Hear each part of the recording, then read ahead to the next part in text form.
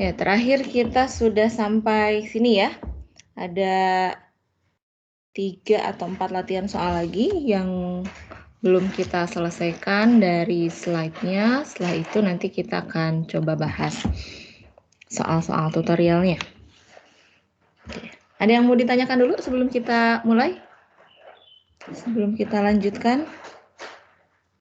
Jadi materinya sudah selesai ya, minggu depan, Sabtu, siap-siap untuk kuis pertama. Oke, kalau tidak ada, kita coba bahas yang ini.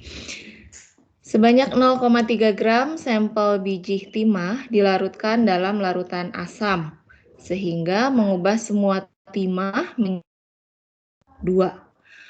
Jadi intinya sampelnya ini semua sudah berada dalam bentuk SN2+.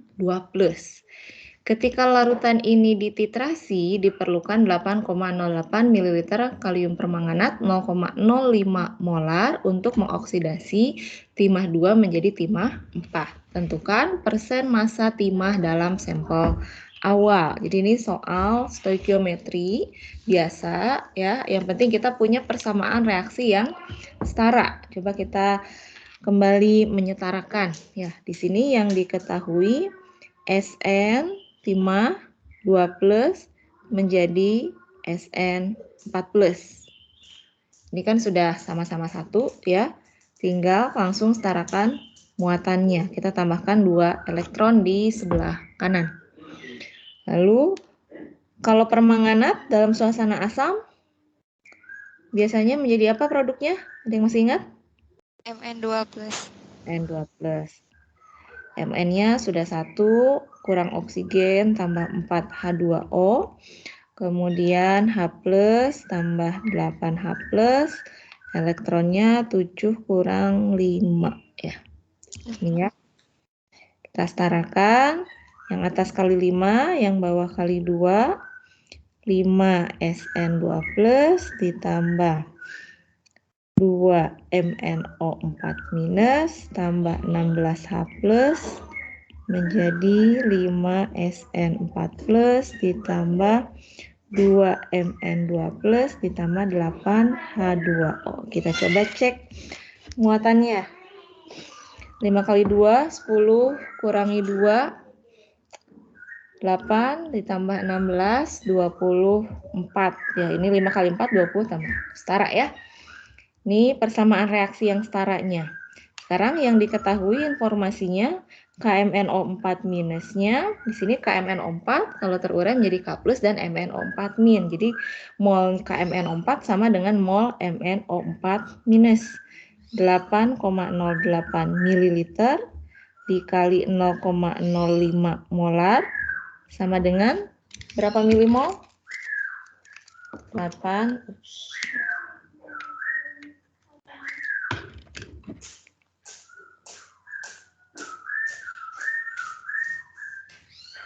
Berapa jawabannya? 8,08 dikali 0,05. 0,404 ini milimol ya, karena mililiter dikali molar. Yang ditanyakan persen massa timah. Berarti kita cari mol timah.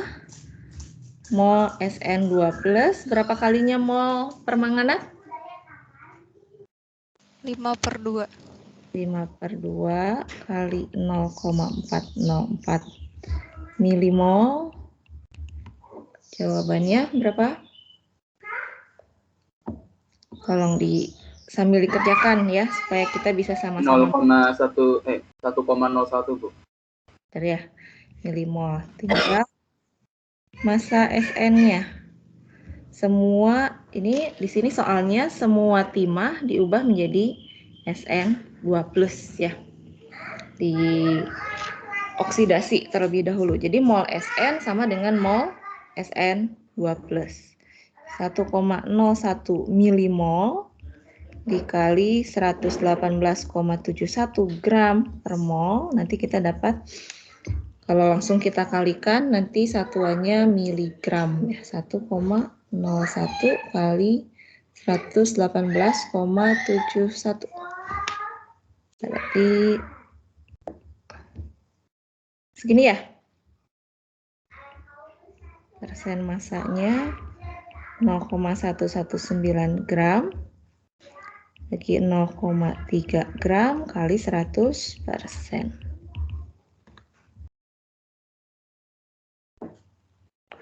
Bagi 0,3 kali 100. Jawabannya 39,9%. Sama nggak? Sama, Bu. Sama ya. Ada yang mau ditanyakan dulu soal ini? Sini soal stoikiometri. Ya, silakan. Permanganat jadi Mn2+ itu yang gimana ya, Bu? Kalau dalam suasana asam.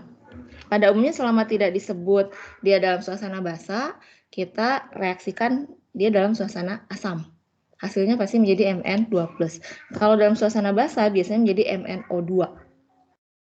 Rasanya kemarin ada di soal disebutkan produknya apa kalau dalam suasana basa. Pokoknya selama tidak disebut ini sudah umum ya. Ini reaksi yang umum kita temukan di laboratorium juga kita biasanya melakukan ini. Kalau reaksi reduksi permanganat itu menjadi Mn2+ dalam suasana asam. Ya, jadi biasanya ini tersembunyi karena memang sudah biasa. Kalau yang lainnya, mungkin kalau yang tidak familiar akan disebutkan produknya apa. Oke, jelas? Satu lagi. Penentuan kandungan hidrogen peroksida dalam pewarna rambut. Jumlah hidrogen peroksida, massa molarnya sudah diketahui, dalam pewarna rambut akan ditentukan dengan metode titrasi menggunakan standar KMnO4 dalam suasana asam. Nah, berarti ini juga, kalau ini ditulis ya. Pada kondisi ini diketahui permanganat dan peroksida akan bereaksi menghasilkan Mn2+ dan O2.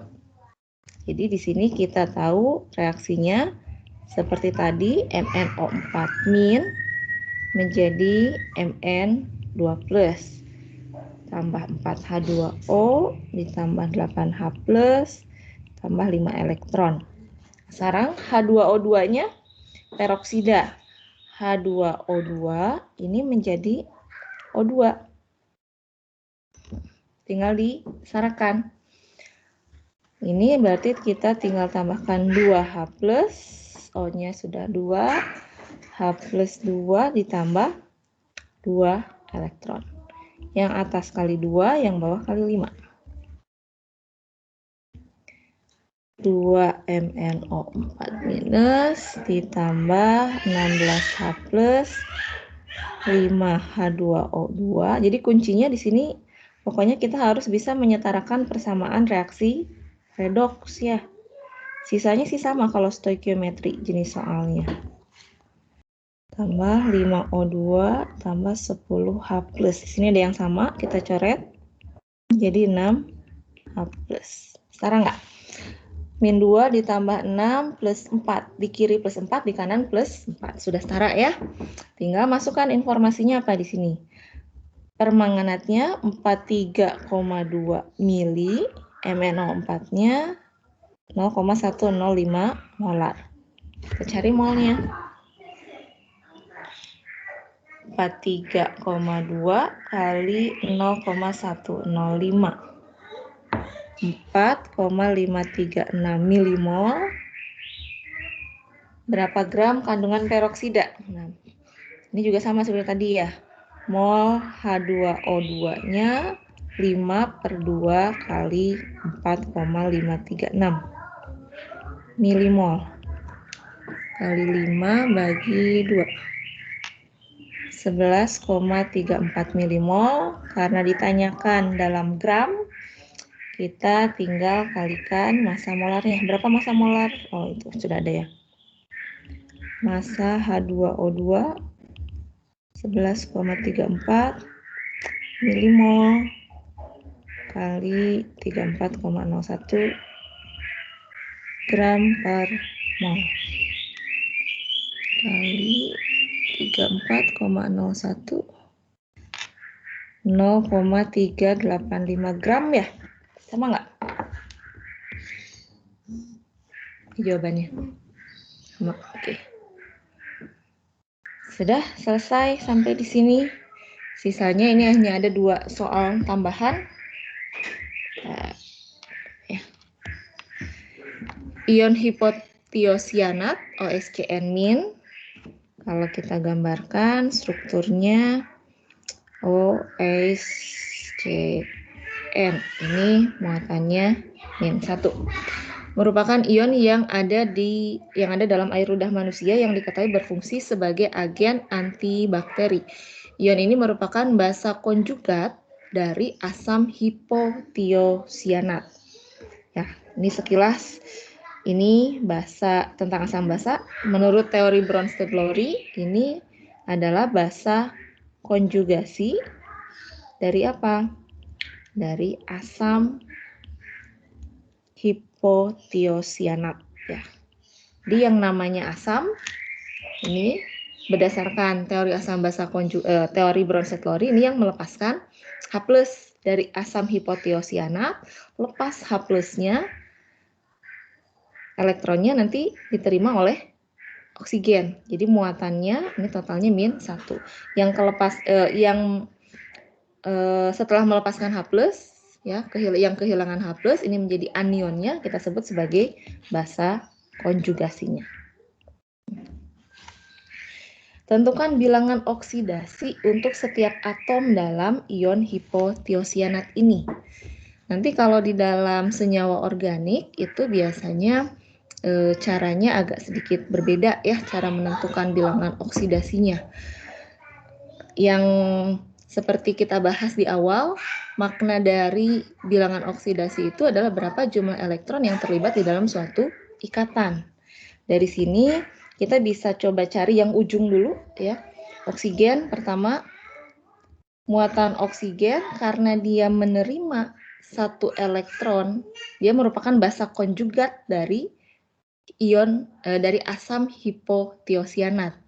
Ya, karena menerima 1 elektron, ini menerima 1 elektron dari H pada asam hipotiosianat, maka biloxnya ini kalau menerima -1. Kemudian di sini nitrogen. Nitrogen ini untuk bisa menjadi ya bilangannya oktet, dia kan cenderung untuk menerima 3 elektron. Ya. Ini miliknya sendiri. Ini kan 1 garis itu menunjukkan 2 elektron yang dipakai bersama-sama antara 2 atom. Nah, untuk jadi oktet di dalam ikatannya, nitrogen itu menangkap atau menerima 3 elektron ya dari karbon. Ini menerima 3 elektron dari karbon. Jadi biloxnya karena menerima ini -3. Lalu di sini antara S dengan C, kita tentukan yang mana dulu? Yang C di sini, ya. C dalam hal ini C itu kan bilangan valensinya 4 ya.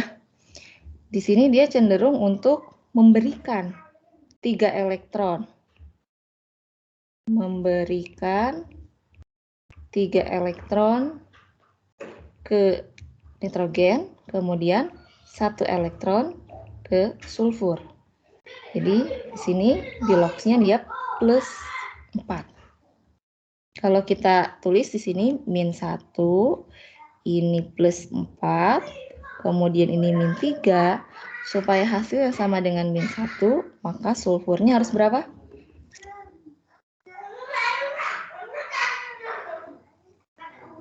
Sulfurnya berapa? -1.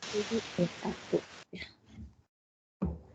Ini contoh lain penentuan bilangan oksidasi dalam suatu senyawa. Nanti kita coba cari contoh kalau dalam senyawa organik, tapi di sini saya belum memberikan contoh bilox ya untuk senyawa organik.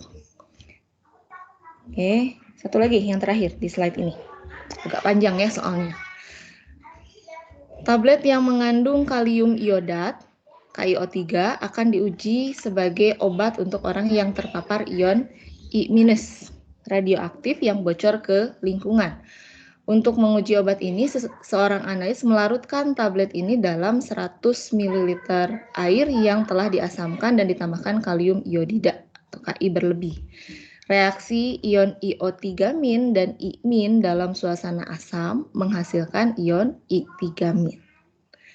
Larutan yang dihasilkan dari tepung ini kemudian dititrasi dengan Na2S2O3 natrium sulfit dengan menggunakan tepung sebagai indikator. Penambahan indikator menyebabkan larutan berwarna biru tua. Titrasi ini memerlukan sekian larutan natrium tiosulfit untuk mencapai titik akhir titrasi. Pada titik akhir titrasi, seluruh I3- direduksi menjadi I- dan tiosulfit terodoksidasi menjadi SO4O6-2-. Reaksi ini menyebabkan warna biru tua larutan menjadi tidak berwarna pada titik akhir titrasi. Jadi di sini ada berapa persamaan reaksi? Ada 2 ya, di sini sudah dibantu di soalnya. Tuliskan persamaan reaksi setara untuk iodat ditambah iodida menjadi I3- dalam suasana asam. Kita coba. Yang diminta iodat menjadi I3-, satu lagi I- menjadi I3-. Ya, di sini kan reaktannya ada 2. Tapi produknya hanya 1, yaitu I3-. Pokoknya mau jenis reaktan produknya apapun, cara yang paling mudah kita definisikan menjadi reaksi, setengah reaksi ya.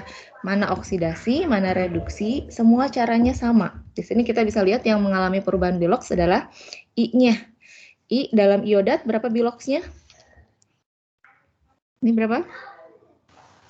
5. Plus 5, Bu. 5. Ini menjadi berapa? -1. Min? Sepertiga. Kalau ini dari -1 menjadi -1/3 ya. Jadi yang atas ini turun kan ya, reduksi. Yang bawahnya ini dari -1 ke -1/3 naik ya. Ini oksidasi. Nanti penempatan elektronnya yang atas harus ada di kiri, yang bawah harus ada di kanan. Kita buktikan. I-nya di kiri 1, di kanan 3. Berarti ini kita kalikan 3. Jadi samakan dulu jumlah atom yang mengalami perubahan biloks. Setelah itu oksigennya ada 9 ya. 3 kali 3, 9 H2O. Kemudian H plusnya 18. Oke, muatannya 18 kurang 3, 15. Supaya jadi -1 ditambahkan berapa elektron? 14, Bu. 14? 14 16 apa ya, Bu. 16? 16 ya? 16, Bu. 16 ya. Oke. Kemudian ini 3. 3 berarti ini ditambah 2 elektron ya. Atas kali 1, bawah kali 8. Kita setarakan. 3IO3- ditambah 8 kali 3, 24 I- ditambah 18H plus menjadi I3- ditambah 8I3- ditambah 9H2O. Nah, ini bisa kita jumlahkan. Ini menjadi 9 I3-. Nah, bisa kita sederhanakan kan ya? Semua dibagi berapa? Bagi 3 ya. IO3-, 24 bagi 3, 8, I-, 6H plus, menjadi 9 I3- tambah 9, 3 ya. 3 I3- ditambah 3 H2O. Setara nggak? -1, -9 kurangi 6, -3. Sudah setara ya? Jadi intinya harus dapat dulu persamaan reaksi yang setaranya. Ini jawaban yang A. Yang B, tuliskan persamaan reaksi setara I3- jadi I-, S2O3- menjadi S4O6, 2-. Kita tuliskan lagi, I3 min kembali menjadi I min S2O3. 2 min ya, ini harusnya. 2 min kan Na2 S2O3, sulfit min 2 ya. Jadi S4O6 2 min. 3 tambah 2 elektron. Ups, ini kalikan 2 dulu. Oksigennya sudah 6. Tinggal samakan muatannya. Tambah 2 elektron. Ini tinggal dijumlah. Karena sudah sama-sama 2 elektron. I3 min ditambah 2 S2O3 2 min. Menghasilkan 3 I min ditambah S4O6 2 min. Ini dua persamaan yang menjadi modal kita untuk menyelesaikan soal kuantitatifnya. Yang diketahui tadi apa? Yang ditanyakan massa KiO3. Kita mundur dari belakang. Titrasi ini memerlukan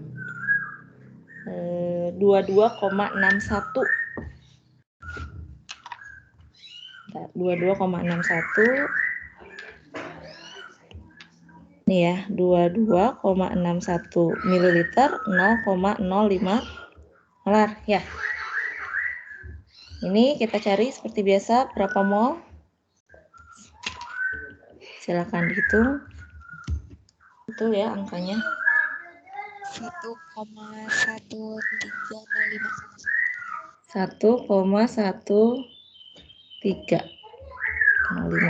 3 aja ya. Masih milimol. Nah, yang ditanyakan kan iodat ya. Dari sini kita bisa tahu I3 minnya ini adalah setengah kali mol tiosulfit. Nah, meskipun di sini koefisiennya berbeda, tapi ini adalah hasil dari reaksi yang pertama. Jadi di sini kita bisa tulis mol I3 min di sini sama dengan setengah mol tiosulfitnya. Ya. Atau setengah kali 1,13 milimol. Yang ditanyakan ini IO3 min. IO3 min berarti 1/3 kali setengah mol tiosulfit. Ya. Atau ini saya hapus. 1/3 kali mol I3 min. Berapa jawabannya? Mol IO3 minnya 0,5625 tadi. 0,5625. Yang lain? Saya salah itu. 0,188. Benar ya? Benar? Ya. Jadi kalau dikerjakan bareng-bareng, jadi kita tahu kurang telitinya di mana. Jangan malu, jangan takut salah. Apa-apa. Milimol ya, masih milimol. Ditanyakan tadi massa ya, berarti tinggal dikalikan KiO3 214. Nah, KiO3 menjadi K plus ditambah IO3 min. Kalau ini 0,188 mol, karena koefisiennya sama 1:1, maka ini juga sama 0,188 milimol. Maka massa KiO3-nya tinggal kita kalikan 0,188 milimol dikali berapa tadi? 214 gram per mol. Di kalkulator hasilnya nanti masih miligram ya, karena kita pakainya milimol. Kalau pakai 0,188 kali 400.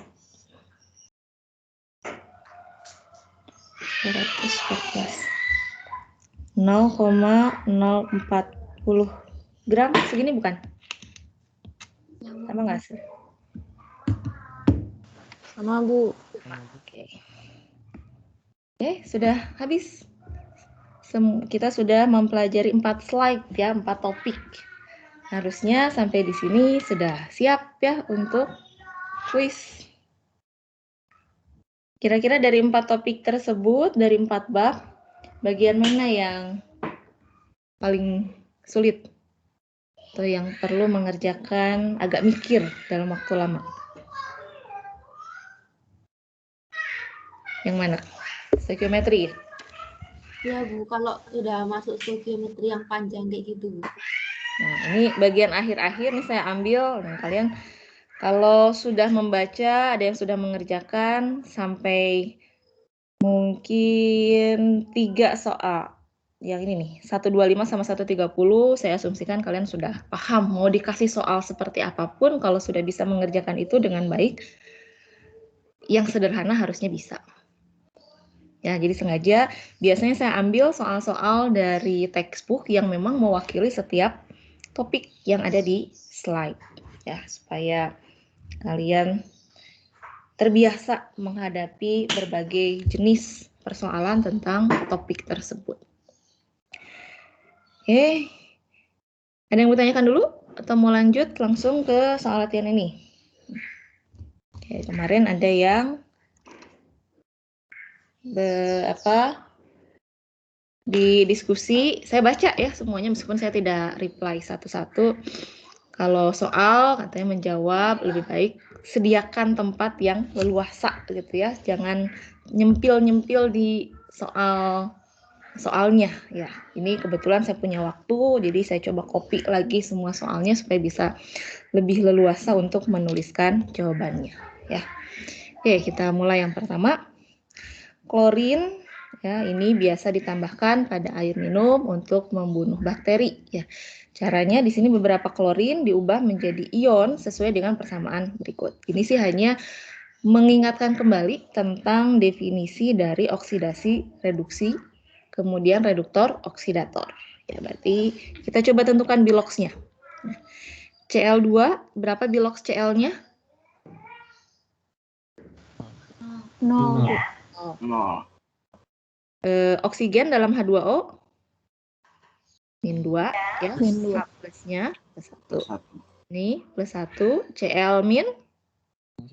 Min 1. HOCl apa dulu yang ditentukan? Cl. Cl. Cl-nya apa dulu? H plus 1, oksigen min 2, berarti Cl-nya? Plus 1. Plus 1. Jadi siapa di sini yang mengalami perubahan? Hanya Cl-nya ya, dari 0 menjadi min 1, dari 0 menjadi plus 1. Ya. Jadi mana yang mengalami oksidasi? Oksidasi itu dari 0 ya, dari Cl2 ke HOCl. Jadi yang mengalami oksidasinya adalah, jadi ini auto redox ya, sama-sama Cl2 yang mengalami oksidasi maupun reduksi. Yang membedakan adalah produknya. Kalau ini dari 0 menjadi plus 1, yang reduksinya di sini juga sama-sama Cl2 tapi menghasilkan Cl-. Dan ini dari 0 menjadi min 1 ya. Jawabannya sama-sama Cl2. Sekarang kalau dalam arah sebaliknya ya, forward itu dari kiri ke kanan, biasanya kan reaksi berjalan ke arah kanan. Sekarang karena ini reaksinya kesetimbangan bolak-balik, kalau dalam arah sebaliknya mana yang merupakan oksidator dalam arah reaksi sebaliknya atau dari kanan ke kiri? Di sini yang menjadi oksidator siapa? Oksidator itu dia yang mengoksidasi, tapi dianya sendiri tereduksi. Mana yang tereduksi?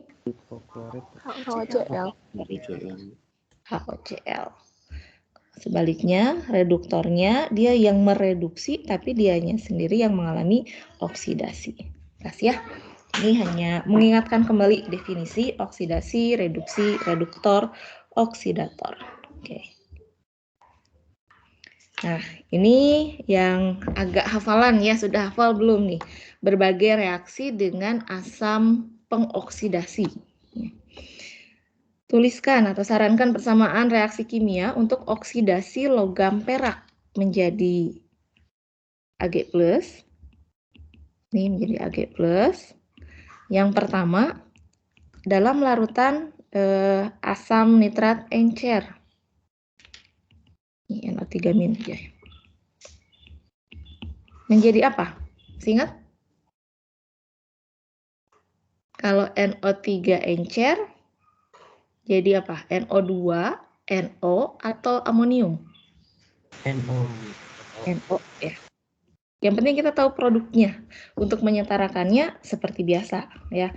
N ada 1, oksigen kiri 3, di kanan 1. Ini tambah 2H2O, ini tambah 4H+, tinggal 4 kurang 1, 3. Berarti ini ditambah 3 elektron. Udah, sisanya tinggal setarakan seperti biasa. 3Ag ditambah 4H+, tambah NO3- menghasilkan 3Ag+, tambah NO, tambah 2H2O.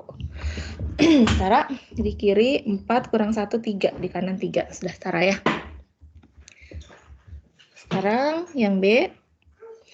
Kalau dalam asam nitrat pekat, jadi apa produknya? NO2. NO2. Ya. NO2. Tinggal tambahkan H2O, tambah 2H+, 2 kurang 1, tambah elektron. Nah, ya. Sudah, ini tinggal dijumlahkan. Bisa ya, jadi saya ambil soal ini untuk mengingatkan kembali, menghafal apa sih produk-produk dari reaksi logam dengan asam pengoksidasi. 2 kurang 1, 1. Sudah ya, sudah setara.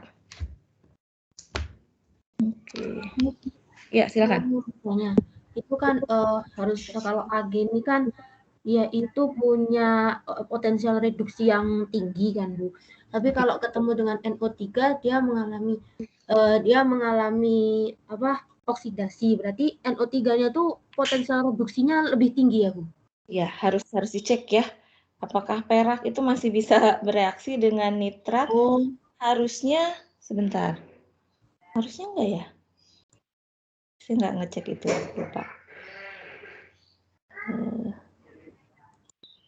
Kalau di sini ini jawaban kalau kita anggap asumsinya terjadi ya. Cuman harusnya dicek. Tapi kalau berdasarkan tabel di slide sebelumnya, di dalam tabel kereaktifan ya, coba kita lihat. Di sini keterangannya hanya dia tidak bereaksi dengan asam non pengoksidasi. Kalau nitrat itu kan masuknya asam pengoksidasi. Jadi kita asumsikan ini bereaksi.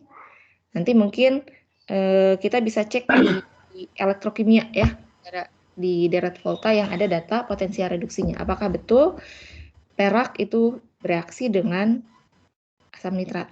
Ya. Yang jelas kalau emas enggak ya. Kalau perak mungkin karena masih ada di bawah. Kalau kalau emas itu biasanya dengan ya. Tapi asumsikan di sini yang diminta bereaksi ya.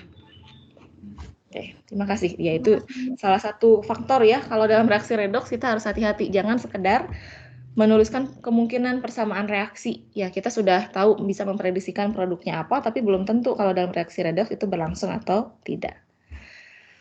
Ada yang mau ditanyakan lagi? Ini dari 2 soal ini? Ini masih singkat, masih sederhana. Ke akhir-akhir, pokoknya kalau soalnya sudah ratusan atau di bagian akhir itu biasanya lebih kompleks. Nah, kita ingat lagi ini prinsip penentuan kereaktifan logam. Intinya yang dinyatakan reaktif itu atau aktif, logam yang aktif itu adalah logam yang mudah untuk teroksidasi. Kita bisa simpulkan dari data potensial reduksi atau dari keberlangsungan suatu reaksi. Di sini informasinya dari keberlangsungan suatu reaksi. Dari reaksi yang pertama, kita bisa simpulkan yang mengalami oksidasi di sini siapa?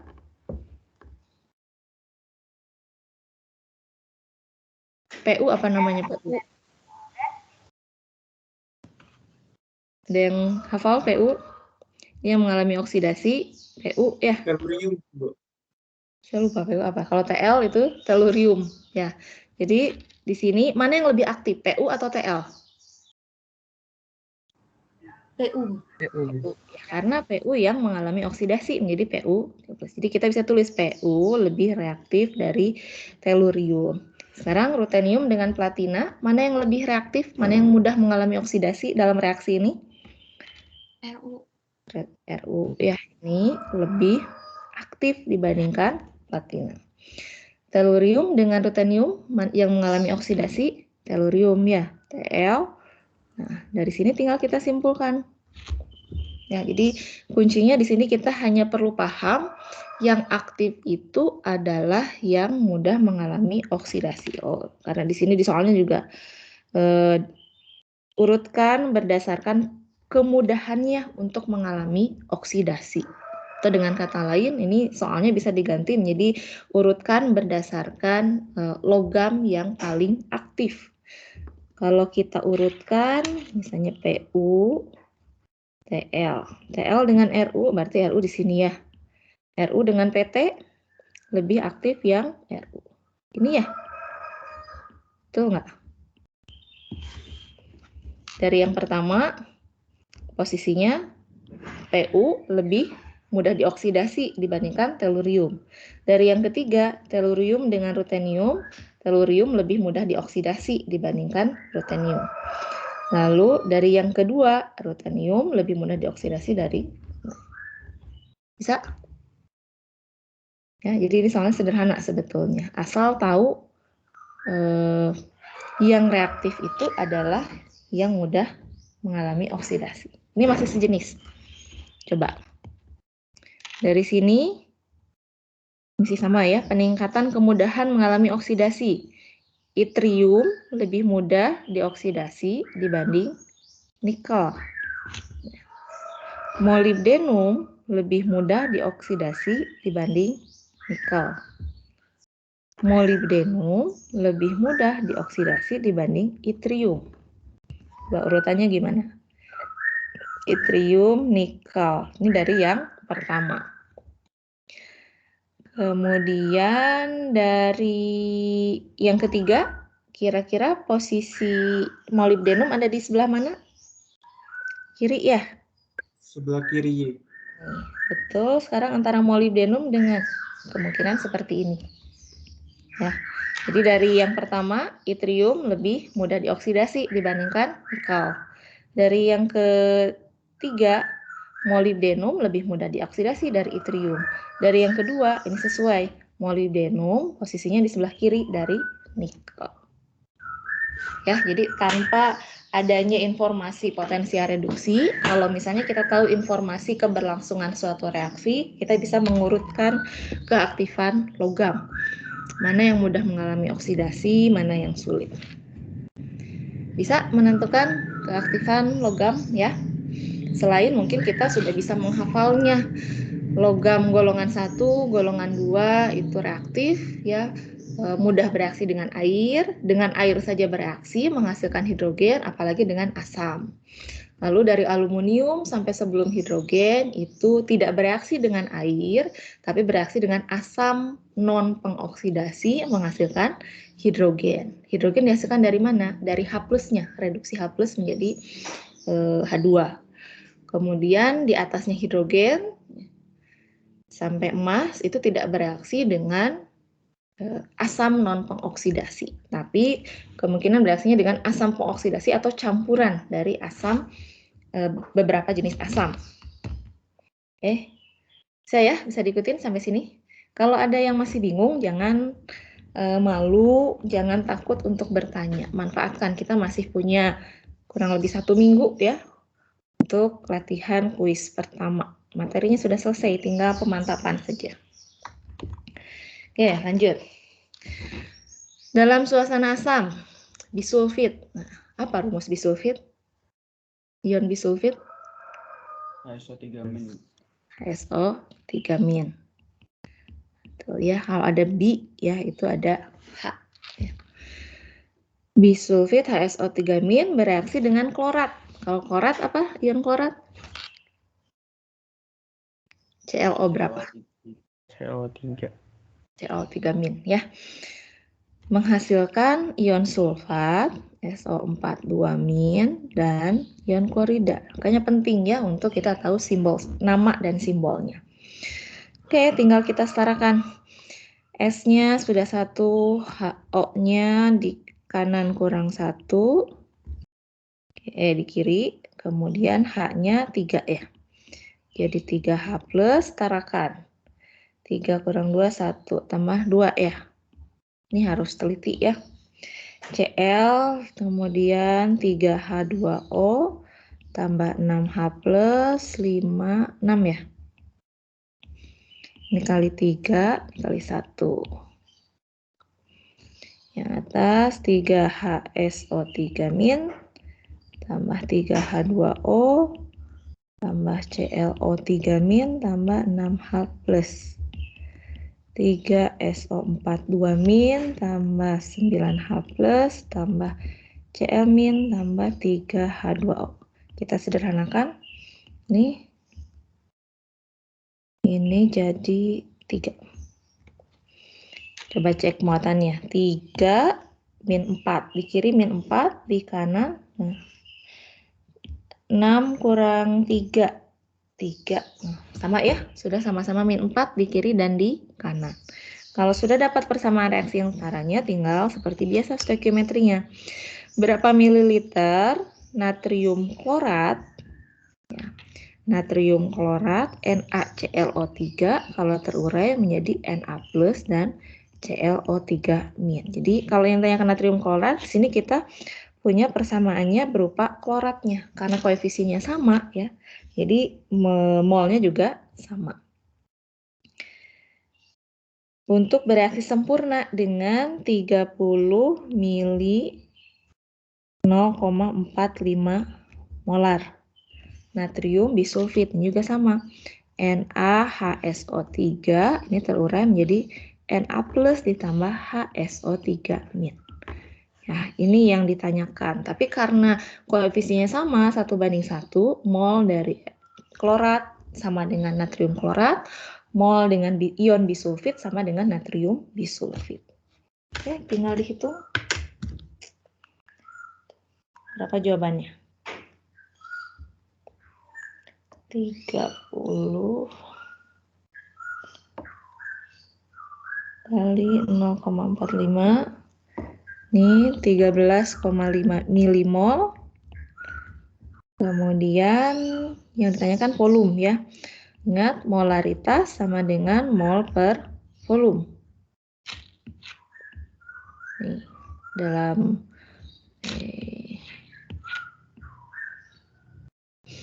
kemudian kita sudah tahu molnya, maka volumenya sama dengan mol kloratnya 1/3 kali 13,5 milimol dibagi molaritasnya 0,15 molar ya.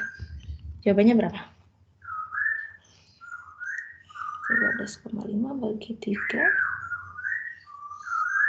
dibagi.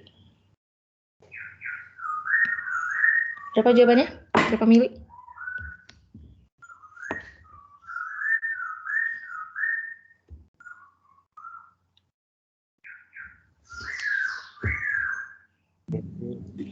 Berapa? 30 ya? 30 mili. Plus. Ini soal stoikiometrinya, kalau sudah dapat persamaan reaksi yang setaranya, ini sederhana ya, hanya perlu perbandingan koefisien. Tapi masalahnya ini bisa lebih sulit kalau kita tidak tahu rumusnya. Rumus dari bisulfit apa, dari klorat apa, ini kita tidak bisa menyelesaikan yang bawahnya. Kemudian, jadi 2 kesulitannya. Kalau tidak tahu rumus dan tidak bisa menyetarakan persamaan reaksi.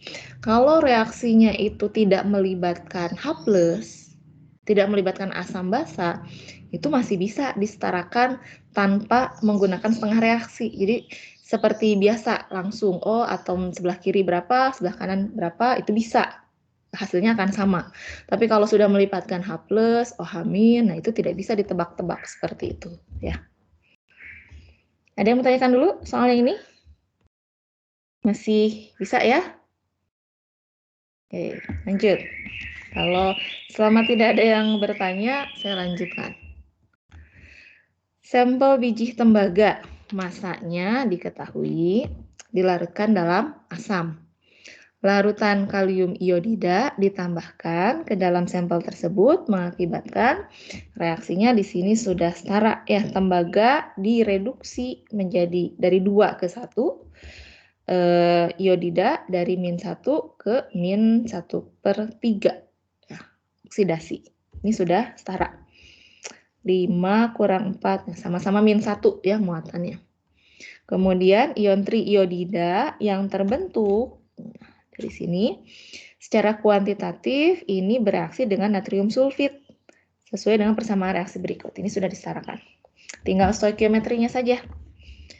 Ini I3- yang ada di reaksi pertama jumlahnya sama dengan I3- yang ada di reaksi kedua. Informasi yang diketahui di sini kita bisa tahu mol S2O3 2- sama dengan 29,96 mili dikali 0,021 molar. Silakan sambil dihitung dulu. Kemudian nanti mol I3- sama dengan setengah kali mol tiosulfit. Ini kemudian nanti mol Cu2+-nya sama dengan 2 kali mol I3-. Atau kalau mau kita hubungkan mol Cu2+ ini berapa kalinya mol tiosulfit?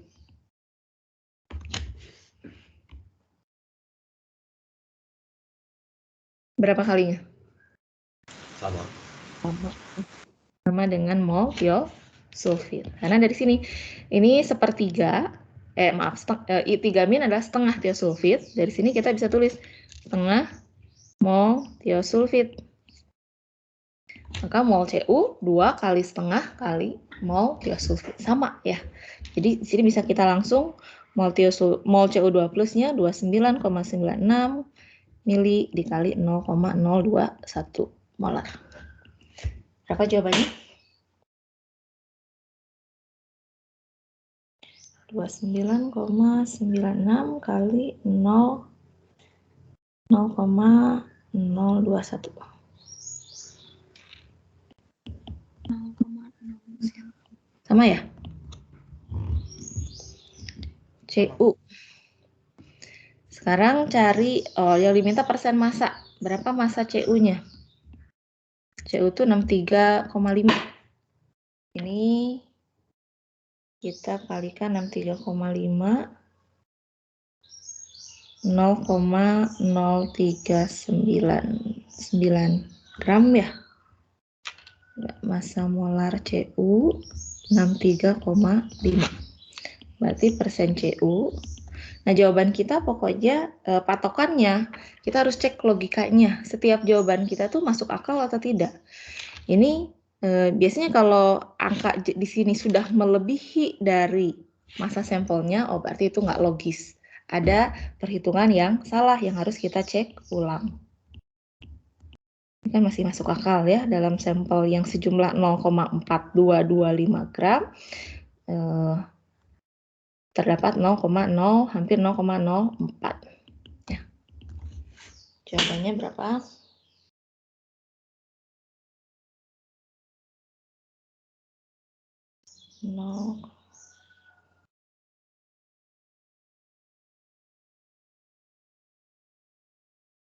Sekitar 9,45% ya? Sama nggak?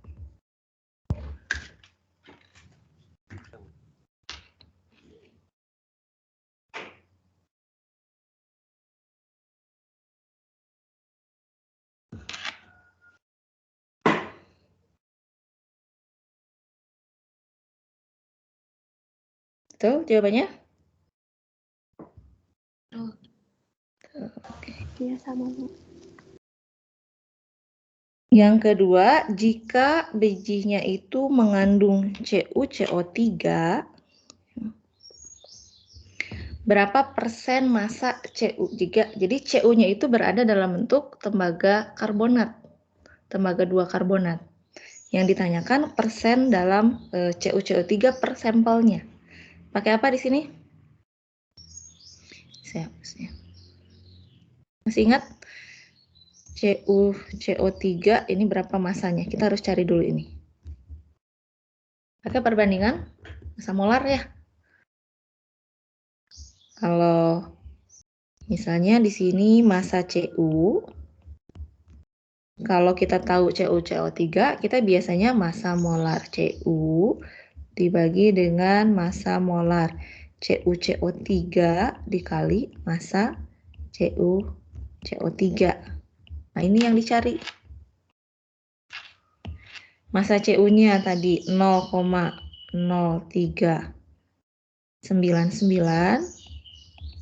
Ini 63,5. Ini berarti berapa ya? Saya lupa menuliskan massa molarnya.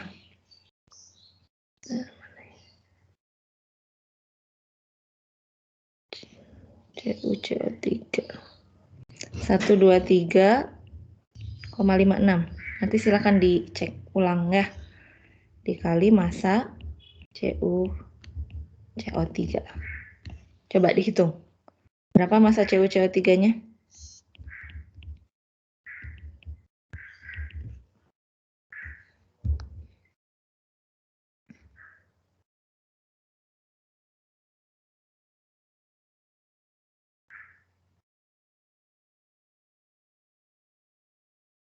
Udah ketemu?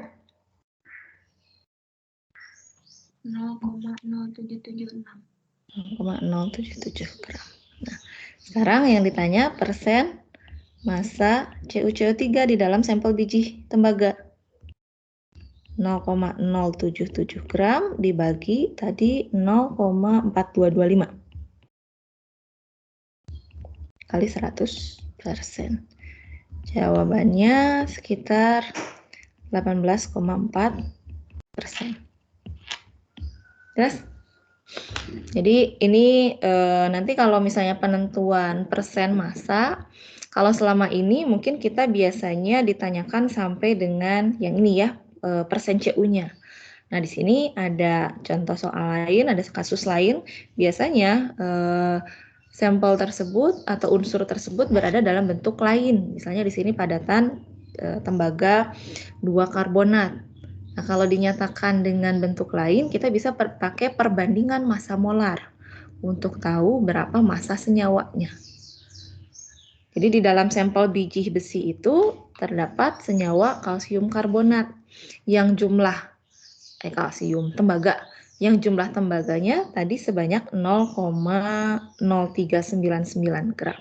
Kalau dinyatakan dalam tembaga karbonat, persen massanya adalah 18,4%. Kalau sebagai CU-nya 9,45%. Ada yang masih bingung? Ada yang mau ditanyakan dulu soal ini? Bu, itu berarti nggak boleh ya Bu langsung persen massa CU-nya langsung 63,5 dibagi 123,56. Sebentar. Enggak, kalau itu persen massa CU dalam tembaga karbonat, bukan dalam sampel. Bisa bedakan? Setiap senyawa itu komposisinya tetap. Dalam tembaga karbonat, CU-nya sekian persen, karbonnya sekian persen, oksigennya sekian persen. Caranya pakai perbandingan molar tadi. CU-nya 63,5 dibagi 123,56, C-nya 12 dibagi 123,56, oksigennya 3 kali 16 dibagi 123,56. Itu kalau dijumlahkan nanti 100%. Itu persen massa unsur di dalam senyawa. Kalau ini yang ditanyakan persen massa tembaga karbonat dalam sampel. Bisa dibedakan? Oh, ya. Terima kasih, Bu. Sama-sama. Oke, udah? Kalau tidak ada, saya lanjut ke soal berikutnya. Suatu sampel yang mengandung suatu sampel paduan logam yang mengandung kromium ditimbang massanya 3,45 gram. Dilarutkan dalam asam. Semua kromium di dalam sampelnya dioksidasi menjadi CrO42-. Kemudian CrO42- itu direaksikan dengan, kita tulis bertahap ya. CrO42- ini direaksikan dengan sulfit ya, SO3-2- untuk mereduksi CrO4- menjadi CrO2- dalam suasana basa. SO3-2-nya dioksidasi menjadi SO4-2-. Jadi nanti mungkin nggak, ini saya karena tidak punya cukup waktu untuk menerjemahkan ya, nanti mungkin akan lebih mudah ya kalau soalnya bahasa Indonesia. Intinya harus bisa menerjemahkan dari pengantarnya, dari soal informasi yang ada menjadi suatu persamaan reaksi ya, harus bisa mengubah atau mengekstrak informasi yang ada. Ini inti dari soal ini, ada reaksi CrO4-2- menjadi CrO2-, kemudian SO3-2- menjadi SO4-2-. Kita setarakan dulu seperti biasa, Cr-nya 1, oksigennya kanan kurang 2, H-nya tambah 4H+, 4 kurang 2, 2. 1 ya. Supaya jadi 1 kanan kirinya. S-nya 1, oksigen kurang 1, H-nya 2H+. Ini berarti 2. Yang atas kali 2, yang bawah kali 1. Bu, maaf, kayaknya CrO42-nya itu 3 elektron. Enggak, 4 kurang 2, 2. Oh, karena 2 plus ya, bukan 2L. Oke. Terima kasih koreksinya. 2 kurang 3 min 1. Berarti yang atas kali 2, yang bawah kali 3 ya. Oke. Enak ya kalau dikerjakan bareng-bareng, jadi tahu yang harus dikoreksi yang mana. 2 CrO42- ditambah 3 SO3-2- ditambah 8H+, 3H2O menjadi 2 CrO2- tambah 3 SO4-2- ditambah 4H2O tambah 6H+. Yang samanya kita, ini jadi 2, H2O ini hilang, ini jadi 1. Kita cek, min 4 tambah min 6, min 10, kurang 2, min 8. 2, sudah ya, min 8 kanan dan kiri. Ini informasinya. Sekarang, berapa gram kromium di dalam sampel paduan logam tersebut? Informasinya di sini natrium sulfitnya 3, Na2SO3. Ini sama ya molnya. Kalau kita uraikan, ini 2 Na+ ditambah SO3-2-. Jadi mol Na2SO3 sama dengan mol SO3-2-. Di sini 3,18 gram bagi dengan massa molar Na2SO3 ini 97. 126,04. Coba dihitung berapa molnya?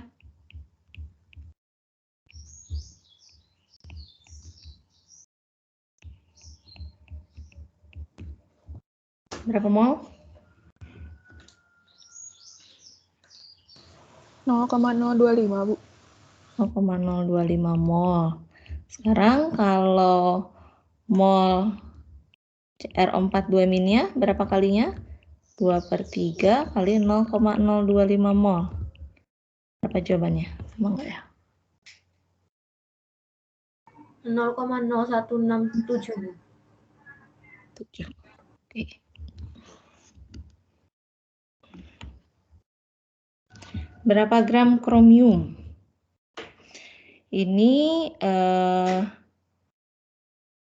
pokoknya kata kuncinya ini ya, semua kromium di dalam sampel dioksidasi menjadi kromat. Jadi mol kromiumnya itu sama dengan mol kromat.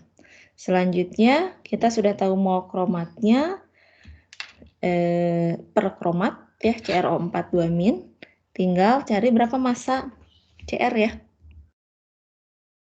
Mol di sini terlewat. Mol Cr sama dengan mol dalam bentuk CrO42-. Jadi massa Cr tinggal dikalikan massa molar Cr itu 52. 0,0167 mol kali 52 gram per mol. Berapa jawabannya?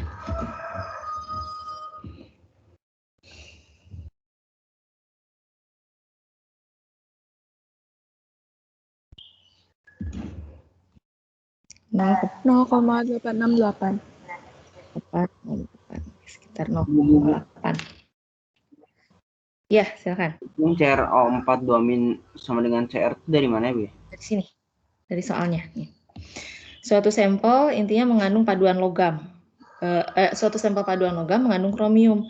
Nah, di dalam eksperimennya, untuk bisa menentukan kandungan kromium itu, kita harus ubah kromium itu ke dalam sesuatu yang bisa nanti kita tentukan. Ini di dalam eksperimen ini, kromiumnya dilarutkan di dalam asam, sehingga semua kromiumnya itu dioksidasi menjadi CrO42-. Semua dalam bentuk CrO4. Sebentar. Oke, kalau saya cek dulu ya. Bisa nggak ini menjadi Cr? Kita cek dulu ke sini. CrO42- dalam suasana asam. Apa harus di sini?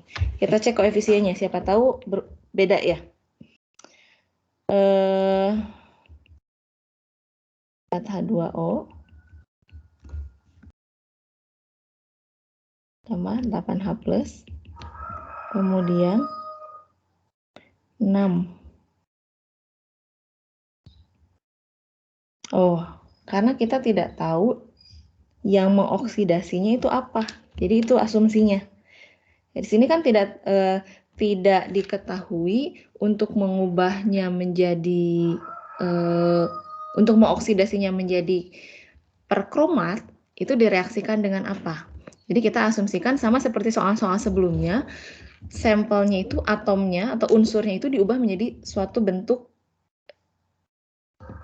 lain. Di sini karena Cr-nya di dalam kromat juga sama-sama 1 ya.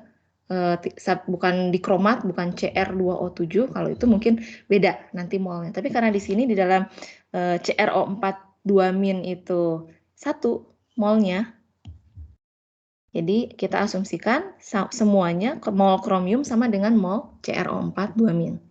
Tapi beda kalau di sini dibuat dalam bentuk Cr2O7, molnya akan berbeda.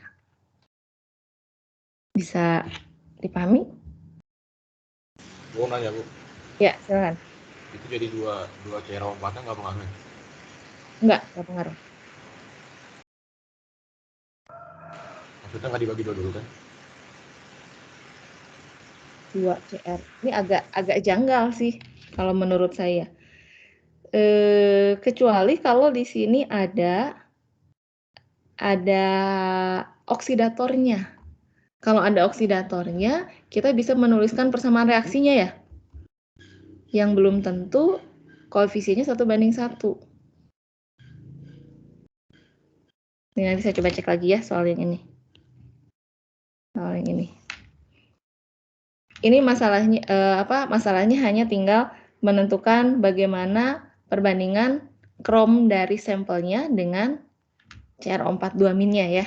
Sisanya di atasnya yang sudah kita kerjakan itu sudah pasti. Tinggal dari sini. Ini nanti saya coba pastikan lagi. Dari sininya ya. Tapi asumsi sekarang ini aja. Semua kromium diubah menjadi CrO42-. Jadi mol kromiumnya sama dengan mol CrO42-. Kalau misalnya di soal ini ada informasi tambahan, dioksidasi menggunakan apa, nah kita bisa cek persamaan reaksi redoksnya. Cr-nya itu berapa kalinya CrO42-. Kalau di sini kan tidak ada informasinya ya.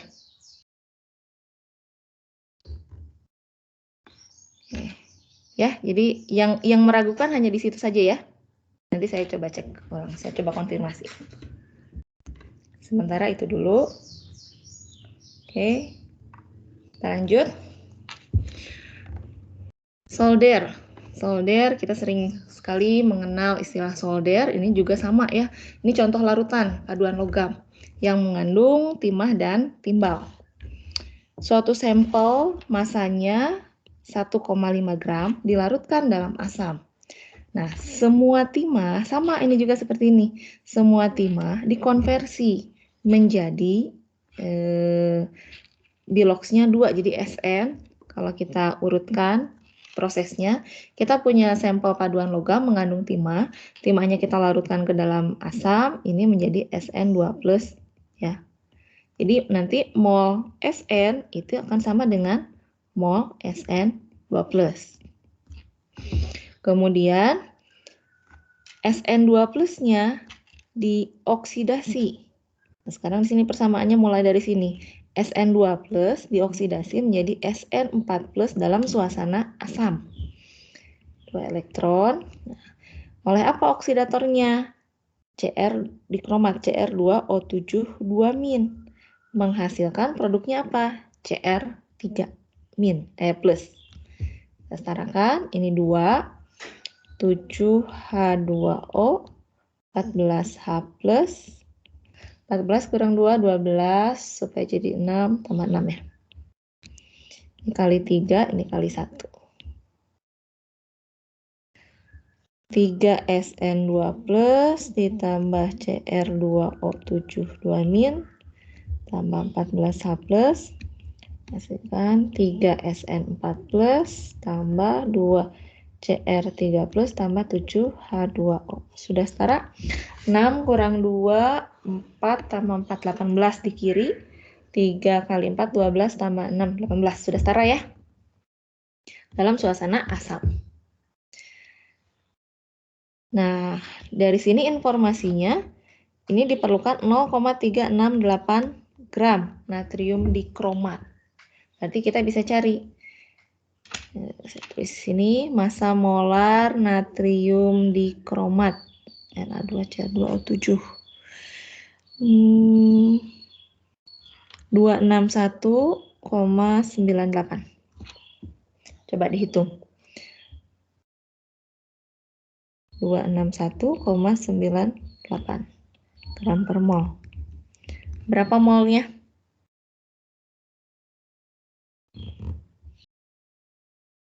Atau mau langsung mol SN2+ sama dengan 3 kali 0,368 dibagi 261,98. Nah, ini berapa? Berapa mol SN2+-nya? 0,0042, Bu. 0,0042. Oke, 4,2 kali 10 pangkat min 3 mol ya. Kemudian yang ditanyakan ini yang A ya, persamaan reaksi yang setara. Hitung jumlah massa sekarang, massa timah. Mol SN, kembalikan ke awal sama dengan mol SN2+. Berarti massa SN 4,2 kali 10 pangkat min 3 mol dikali 118,71 gram per mol. Ya.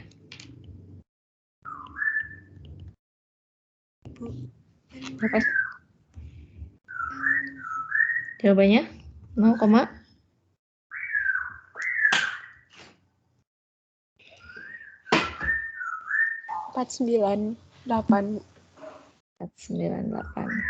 Gram. Ini jawaban yang B. Sekarang yang C. Masuk akal? Timahnya 0,498, masanya 1,5 ya. Jadi masih lebih kecil. Persen SN 0,498 gram dibagi tadi pakai 1,5 gram. Setengah hampir. Berapa? 30. Sekitar 33 ya. Sekian.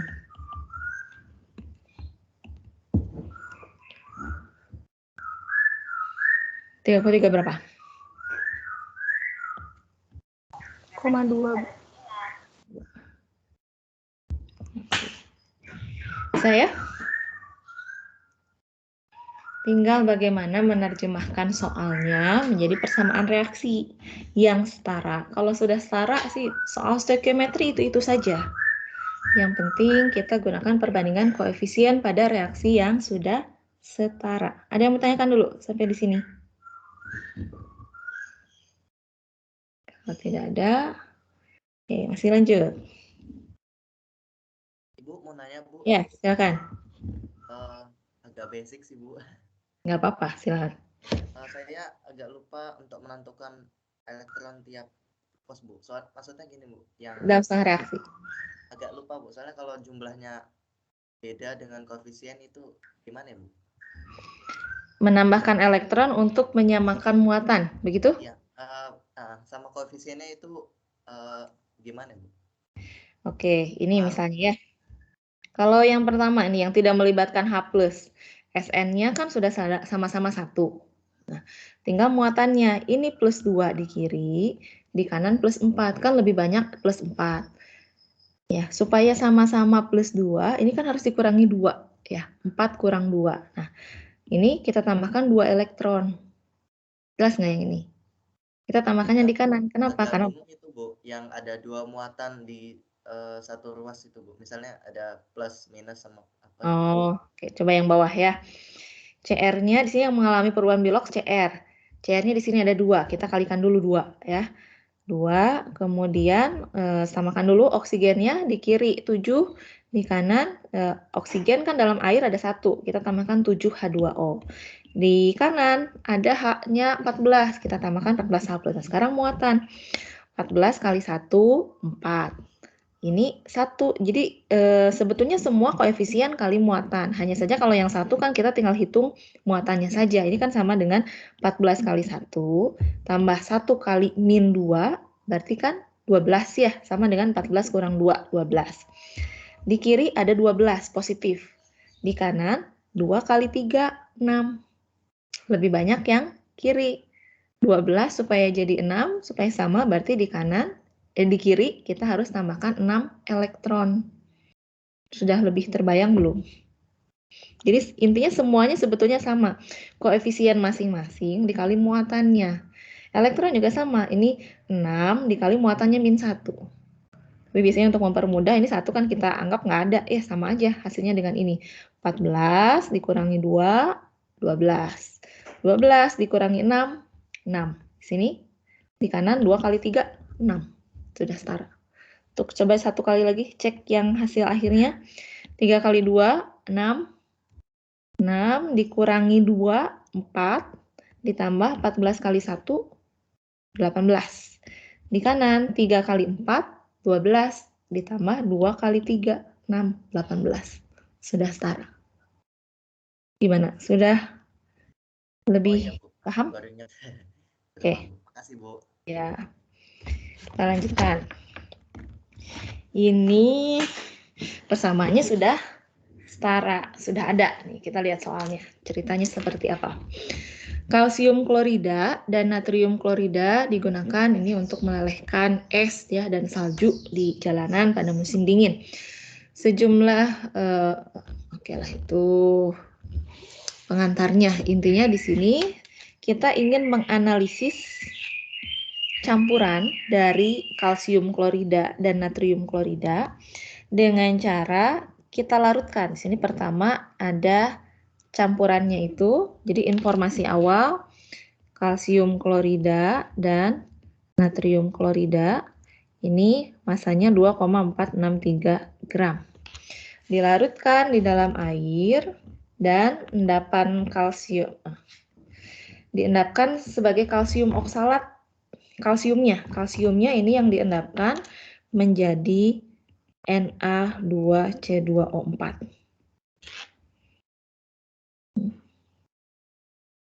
Ya, jadi ke dalam campuran tersebut, campuran dilarutkan.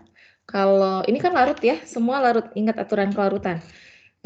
semua yang mengandung klorida kecuali Ag+, Pb2+, dan Hg22+, itu tidak larut. Jadi kalsium di dalam air ini kita punya ion-ion Ca2+, ditambah 2Cl-, ditambah Na+, ditambah Cl-. Nah, ini tambah Cl- dari NaCl. Nah, ke dalam larutan ini kita tambahkan oksalat. Nanti hasilnya ini yang akan mengendap adalah kalsium oksalat. Ini solid. Ya. Karena kan semua yang mengandung natrium itu akan larut, tapi di sini kalsium oksalat dia mengendap. Informasinya ini mengendap ya. Kemudian kalsium oksalat disaring. Ini kan terdiri dari kita bisa di sini kita memisahkan kalsium dengan natriumnya. Natrium kloridanya ini kita saring, filtratnya kita pisahkan, kemudian kalsium oksalatnya ini setelah disaring dilarutkan kembali di dalam asam sulfat. Di dalam asam sulfat CaC2O4 2-. Maaf. Ini di dalam asam sulfat intinya ini menjadi H2C2O4 ditambah CaSO4. Nah, yang ini. Jadi kita konversi kalsium oksalatnya menjadi asam oksalat. Nah, sekarang asam oksalatnya ini dititrasi dengan KMnO4 sudah dibantu. Ini persamaan reaksinya sudah setara. Memerlukan dari sini kita bisa tahu mol KMnO4 ya. Ini dari sini kita tulis dulu mol MnO4- sama dengan 21,62 mili dikali 0,1 molar. Berarti 2,162 milimol. Ya. Mol asam oksalat berarti 5/2 kali 2,162 milimol. Pertanyaan pertama, berapa mol asam oksalat yang mol ion oksalat yang hadir di dalam endapan kalsium oksalat? Dari sini kita tahu mol CaC2O4 ini kan sama dengan, ini sudah setara kan, H2C2O4 ya, sudah ya, sama dengan mol H2C2O4. Jadi sama ya, mol asam oksalat sama dengan mol oksalat. Jawabannya berapa? Oksalatnya ini nomor 99. Berapa jawabannya?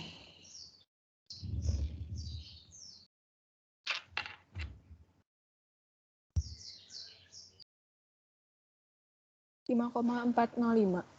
5,405 milimol. Oke. Itu mol oksalatnya. Sekarang berapa gram kita ubah lagi ke dalam kalsium klorida yang ada di dalam sampel awal. Coba kalsiumnya di dalam kalsium oksalat berapa kalinya? Sama ya? Mol. Karena koefisiennya 1:1. Mol kalsium klorida ini sama dengan mol oksalatnya. C2O4 2-. Jadi 5,4 kali 10⁻³ mol. Tinggal cari masanya. Massa molar CaCl2. CaCl2 itu 110,98.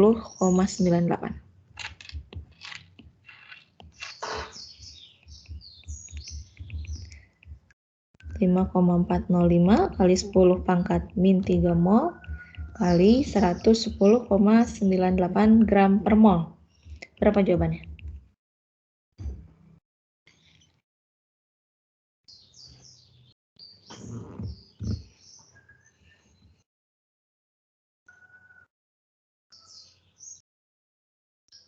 Nol 0,599. 0,599 gram. Ini jawaban. Ini tadi yang A ya. Ini yang B. Sekarang yang C.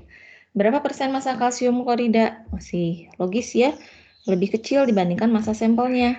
Persen CaCl2 0,599 gram dibagi 2,463 gram kali 100%. Apa jawabannya? Sekitar 24 berapa nih?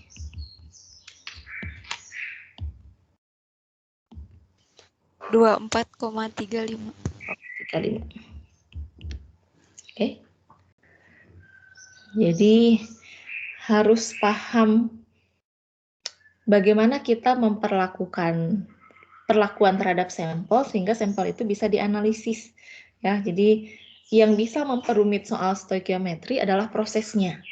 Terkadang tidak satu tahap. Contohnya kan seperti ini, diubah secara bertahap, dilarutkan dulu, kemudian diendapkan, semua kalsium pokoknya berada dalam bentuk kalsium oksalat. Lalu kalsium oksalat dilarutkan kembali menjadi asam oksalat. Di dalam, yang penting kita tahu, dalam kalsium oksalat ada sejumlah mol yang sama dengan ion oksalat. Lalu di dalam asam oksalat, jumlah ion oksalatnya juga sama, 1:1 dengan mol asam oksalat. Ini masih bisa dipersulit lagi prosesnya kalau volumenya yang kita mainkan. Misalnya asalnya sampelnya sekian ratus mili, kita ambil hanya 50 milinya. Nah, itu ada tahap lagi untuk mengembalikan ke kondisi awal, berarti molnya harus dikalikan berapa. Ya, jadi intinya dalam stoikiometri, pahami cara kerjanya, tahapannya, itu berada dalam jumlah yang mana. Yang bisa mempersulit soal stoikiometri itu hanya di prosesnya. Kalau prinsip dasarnya semua asal kita sudah punya persamaan reaksi yang setara, mana yang diketahui, tinggal pakai perbandingan koefisien. Tapi bisa dipersulit soalnya kalau dilakukan dalam beberapa tahap. Ya, jadi asal paham cara atau urutannya. Oke. Ada yang mau tanyakan dulu sampai di sini? Makin ke belakang ini makin kompleks lagi. Kita coba lihat ya. Sedikit lagi. Satu cara untuk menganalisis ion nitrit adalah dengan cara mengasamkan ya, larutan yang mengandung nitrit, kemudian nanti jadi asam nitrit. Asam nitritnya direaksikan dengan ion iodida dengan ion iodida berlebih ya dalam suasana asam. Ini sudah dibantu dengan persamaan reaksi yang setara. Ini mirip sama kalau iodometri itu intinya kita biasanya membentuk ion kompleks ion triiodida. Nanti biasanya reaktannya atau titrannya yang ada dalam buret ini tiosulfat ya, tiosulfit. S2O3-2-. Ini sudah setara. Oh, ini berarti ini relatif lebih sederhana dibanding soal sebelumnya karena sudah ada dua persamaan reaksi yang setara. Tidak terlalu kompleks ya di perlakuan terhadap sampelnya, ini langsung. Dalam suatu analisis 1,104 sampel, ini massa sampelnya, nanti biasanya diperlukan kalau persen ya, ditanyakan persen massa. Mengandung natrium nitrat. Natrium nitrat kalau dilarutkan ini kan jadi Na+ ditambah NO2-.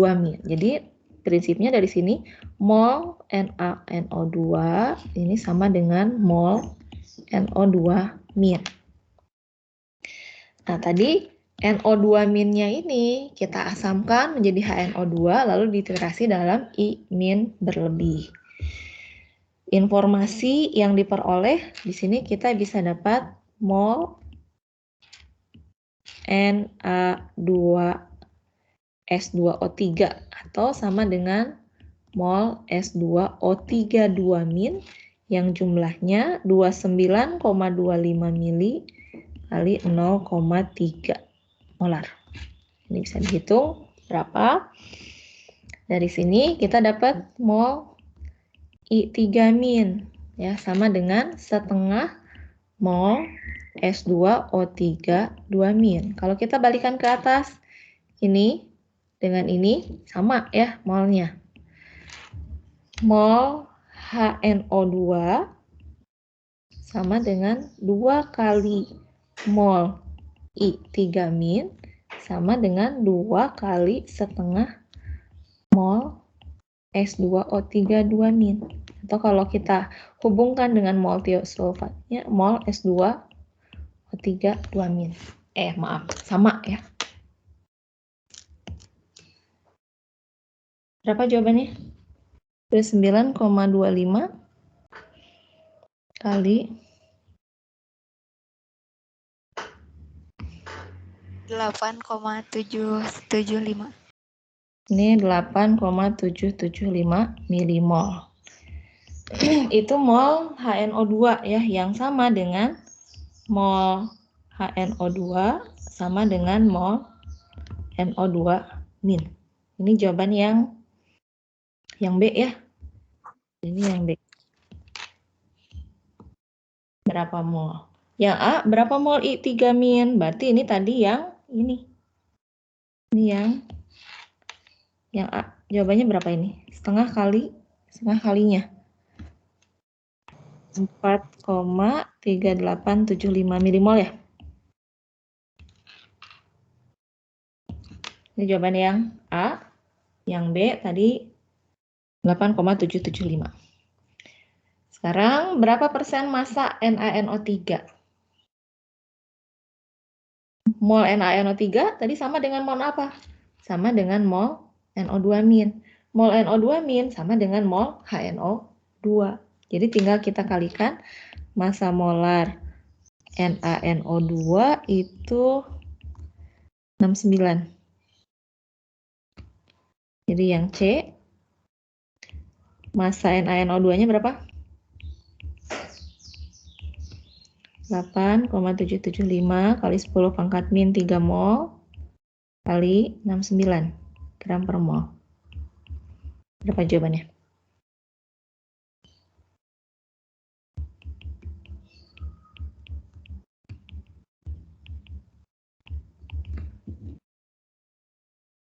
Berapa gram? 0,605. 0,605 gram. Berarti ini 0,605. Oh, masih logis ya, karena sampelnya lebih berat. Kali 100%. Jawabannya sekitar berapa? 54, berapa? 84. 84. Oke. Ada yang mau ditanyakan sampai sini? Bu, saya mau tanya. Ya, silakan Irma. Saya mau tanya mengenai bilangan oksidasi. Tadi kan bilangan oksidasi itu bisa didefinisikan sebagai jumlah elektron yang terlibat dalam ikatannya. Lalu kalau misal yang bilangan oksidasinya itu pecahan kayak iodida dalam I3-min itu kayak gimana, Bu? Oke, itu kita pending dulu ya. Nanti saya coba cari contoh untuk sekalian yang senyawa organik guys, supaya nggak bingung. Itu lebih ke supaya kita tahu makna fisiknya ya. Artinya seperti apa yang pecahan itu, tapi mungkin di dalam pecahan. Saya pending dulu ya supaya ini sekarang kita fokus ke stoikiometrinya. Nanti saya jelaskan sekalian memberikan contoh bagaimana sih bedanya kalau dalam menentukan senyawa organik di dalam menentukan bilogsnya.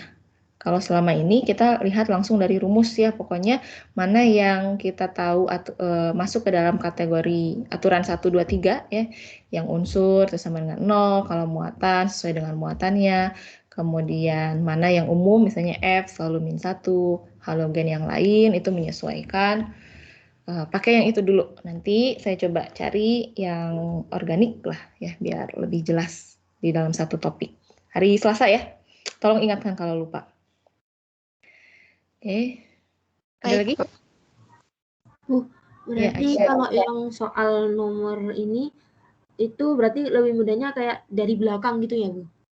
Iya, kalau titrasi biasanya informasinya kan yang diperoleh berapa volume titrannya yang di dalam buret yang sudah diketahui konsentrasinya. Jadi hitung mundur kalau titrasi.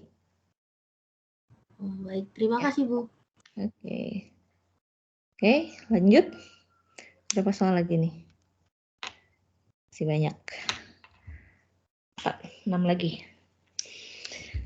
Suatu larutan yang mengandung serium sulfat. Serium berapa ini? Berapa bilok serium di sini? Plus 4. Plus 4 ya. Konsentrasinya 0,15 molar. Ditemukan di dalam titrasi 25 mili larutan serium ini bereaksi sempurna dengan FeSO4. Reaksi menghasilkan Fe3+ sebagai produknya. Oke. Dalam reaksi ini berapa bilangan oksidasi akhir dari serium? Bagaimana caranya? Harusnya kan di sini kita awalnya tahu ya serium 4 menjadi serium berapa? Kemudian FeSO4 atau Fe2+ menjadi Fe3+. Kita hanya perlu tahu di sini perbandingan mol ya. Kalau dalam titrasi kan dalam reaksi titrasi itu kita hentikan kalau semua sudah habis bereaksi antara analit dengan titrannya ya, antara sampel dengan titrannya. Kita hitung mol inilah mol seriumnya dulu. Serium sulfatnya 0,015 molar dikali 25 mili yang di titrasinya. Kemudian mol besi sulfatnya 23,44 mili kali 0,032 molar. Coba berapa? 19. Berapa mol seriumnya?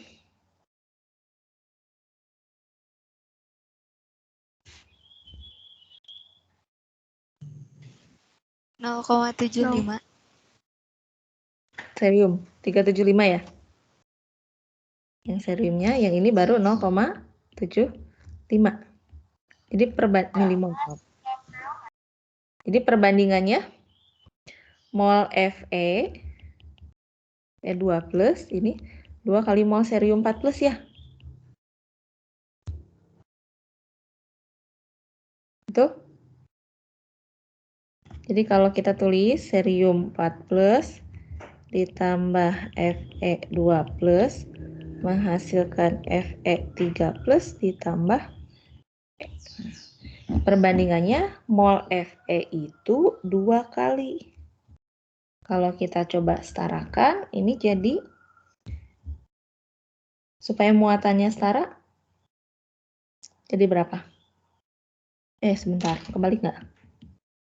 Mol Fe2+ ini 2 kali mol serium 4+.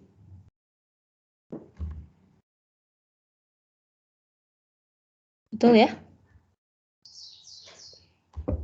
Ini dioksidasi, ini direduksi. Jadi kira-kira berapa N-nya? 2, Bu. 2. Kalau kita coba tulis 2 ya. Kalau kita coba setarakan 2 elektron, ini 1 elektron, berarti yang atas kali 1 yang kedua 2. Ini ya. Tambah 2. Serium 2+. 4 tambah 4, 8. Oke, sudah setara ya. Tapi sesuai nggak? Mol Fe2+, oh iya betul tadi kebalik ya. Fe2+ ini 2 kali, jadi tanpa perlu ini ya. Tadi dari sini intinya. Jadi kita kebalik menempatkan koefisien. Kalau kita ingin cari Fe2+, berarti ini 2 kali serium. Langsung ke sini. Ketika ini sudah 2 kali 2, 4, ditambah 4, 8. Ini kita samakan, Fe-nya ada 2. Berarti ini juga harus kalikan 2. Ini 2 kali 3, 6. 8 kurang 6, 2. Berarti seriumnya harus 2. Ini hanya sebagai pembuktian yang atas. Ya, kalau kita buktikan ini kali 1, ini kali 2, maka hasilnya sesuai. Cerium 4+ ditambah 2Fe2+ menghasilkan cerium 2+ ditambah 2Fe3+. Tapi tadi pengerjaannya tidak perlu sampai ke sana. Yang penting kita tahu perbandingan molnya. Mol Fe2+ itu 2 kali mol cerium 4+. Kalau kita ingin tahu berapa mol suatu reaktan di dalam persamaan reaksi kimia, kan kita pakai koefisiennya dulu ya. 2/1 kali mol cerium 4+. Tinggal cari ini. 2 kali 2, 4, tambah 4, 8, dikurangi 2 kali 3, 6. Jadi ceriumnya jawabannya ini. Jawabannya +2. Jelas? Mau tanya, Ya, silakan. kalau yang mol Fe2+ sama dengan 2 kali mol Ce4+ Dari itu mana? dari 0,375 itu 2 kalinya. Betul. 0,7. Kalau tidak bulat itu gimana, Bu? Pasti merupakan kelipatan sesuatu lah. Berapa kalinya. Kita ini kan ini sampelnya ya. Ini titrannya. Titran pasti sudah diketahui molnya ya, volumenya berapa, kemudian molaritasnya berapa. Dalam reaksi titrasi sampel, jadi dalam titrasi prinsipnya sampel habis bereaksi dengan titran. Nah, jadi kita punya berapa kalinya dengan titran. Kalau misalnya untuk contoh nanti reaksi asam basa, titrasi asam basa monoprotik ya. Berarti mol asam sama dengan mol basa. Titrasi asam diprotik berarti perlu 2 kalinya. Triprotik 3 kalinya. Intinya akan ada perbandingan ya antara berapa mol sampel, apakah perbandingannya 1/1 atau 1, sekian kalinya, itu juga bisa. Tidak harus selalu bilangan bulat. Oke. Ya. Sudah 844. Ini sisanya nah ini nanti coba dipelajari dulu ya. Kita masih punya 2 pertemuan lagi. Ini ceritanya masih mudah lah untuk dipahami ya. Paling yang saya minta kalian mengerjakan nih yang paling banyak tahapnya yang ini nih. 525 dan terakhir yang 130. Jadi tinggal berapa soal lagi? 5 ya, 5 soal lagi. Silakan dikerjakan dulu.